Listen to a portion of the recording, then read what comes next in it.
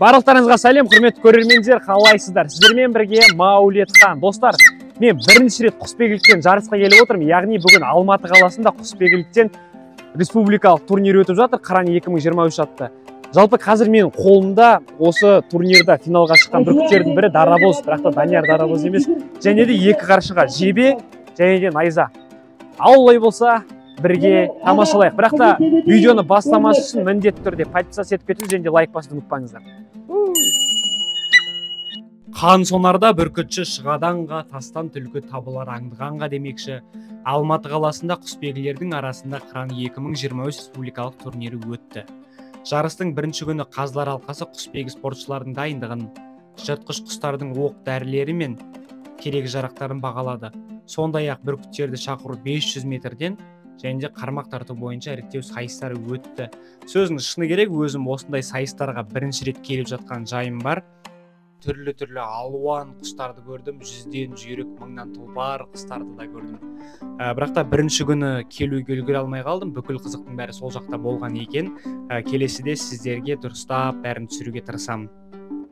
Қуантатыны салт дәстүрімізді осындай насихаттайтын саятшылардың барына шын жүректен қуаныштымын және алғысым шексіз.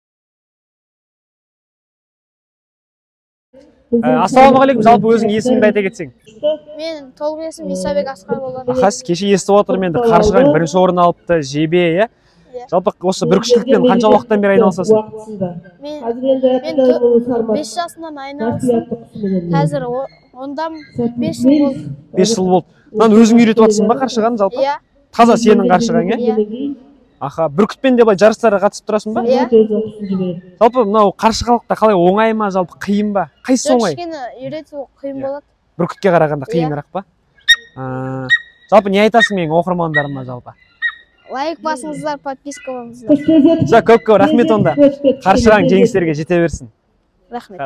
Яғни қазір бізде қаршығадан екінші орын алған бүркіт Найза. Есімің кім болады? Түлкібай Ханкерей болады. Аха, танысқанға жүректен қуаныштымын. Менің есімім Маулетхан. Жалпы қаршығаң қанша жаста? Қаршыға 2-3 жаста. 2-3 жаста. Жалпы жас ерекшелігін қалай біледі бұл жерде? Жас ерекшелігі қаршығаның балапандары қоңыр болады, сосын түлегенсің осындай көк түске айналып шығады. Жалпы қаршығаны осы қанша уақыттан бері үйретіп жүрсің? Қаршығаны, бұл қаршығаны ма? Иә. 1 айдай болып қалды. Мынаған 1 ай болды ма? Иә. Жалпы өзің бұдан басқа да қаршығаларың бар ма? Баяғыдан бері үйретіп жүрген кәне өзіңнің? Баяғыдан бері ұстап жүргенде. Баяғы емес, былтыр бір қаршыға ұстаған. Кеше жалпы кеше орын алдың, е? Жарыс оңай болды ма, қиын болды? Қиын болды. Қиын болды, е? Жалпы жарыс кезеңдері қалай өтті? Сен өзің ұшырдың, е? Иә. Мысалы, ана жерден ұшырдың тоже. Иә. Қалай болды сонда? Айтып бере аласың ба олай? Ең бірінші қолға шақырды. Қолға өткен қаршығаны финалға жүретті да.